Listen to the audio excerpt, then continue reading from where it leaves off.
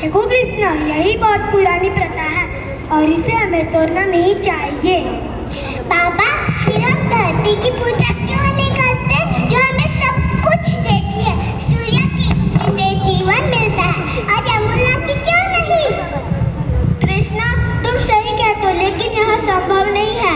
हम सदियों से चली आ रही इस प्रथा को अकस्मात नहीं तोड़ सकते। लेकिन पापा, क्या हमें आंखें बंद करके प्रथाओं को मान लेना चाहिए? वह तो भगवान विष्णु है जो इंद्र और बाकी देवताओं को शक्ति प्रदान करते हैं। कृष्ण सही कह रहा है। सभी देवता भगवान विष्णु के आदेश के अनुसार काम करते हैं। वैसे भी वेदों में भगवान इंद्र के लिए अलग से यज्ञ का विधान नहीं है। हम ग्वाले हैं, हमारी संपत्ति हमारी गाय है और वे भोजन करती है निर्भर गोवर्धन पर्वत पर। हम भी सभी चीजों के लिए गोवर्धन पर्वत पर निर्भर करते हैं, इसलिए हमें गोवर्धन पर्वत की पूजा करनी चाहिए, ना कि इंद्र की। मेरे वृंदावन के प्यारे मित्रों, हमें हृदय से गोवर्धन पर्वत का आभारी होना चाहिए। आप स्वयं ही देख लीजिए गोवर्धन पर्वत के चमत्कारों को, जो वृंदावन का जीवन है। हमारी गाय गोवर्धन पर्वत के जंगलों की घास चरती है और हमें मीठा मीठा दूध देती है। इसके झरने हमारी प्यास बुझाते हैं। इनके मैदानों में हमारी फसलें और फल उगते हैं। इनके लकड़ी से बने हुए घर हमें सुरक्षा देते हैं। मित्रों, हमारा जीवन इंद्र पर निर्भर नहीं करता, बल्कि गोवर्धन पर्वत पर निर्भर करता है। कृष्णा ठीक है, हमें कृष्ण की बात माननी चाहिए।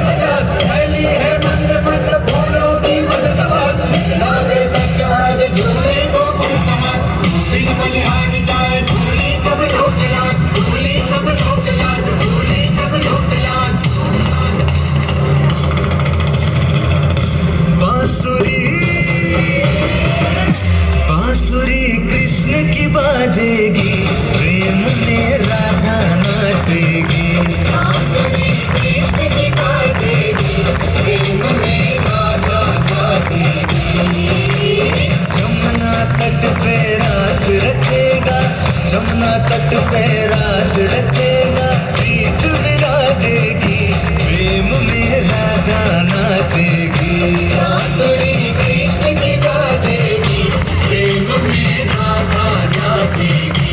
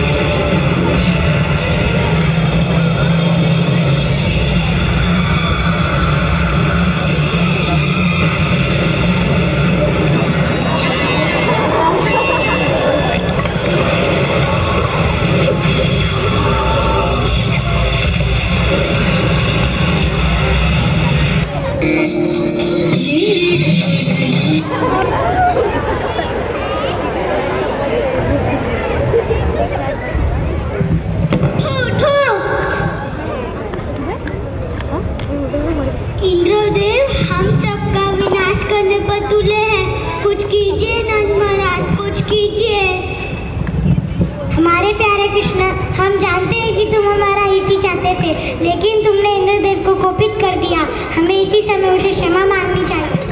परंतु बाबा, बलराम, बाबा ठीक कहते हैं। ये सब मेरी सलाह के कारण कष्ट भोग रहे हैं। अभी देर नहीं हुई, हम इंद्रदेव से क्षमा याचना मांग सकते हैं।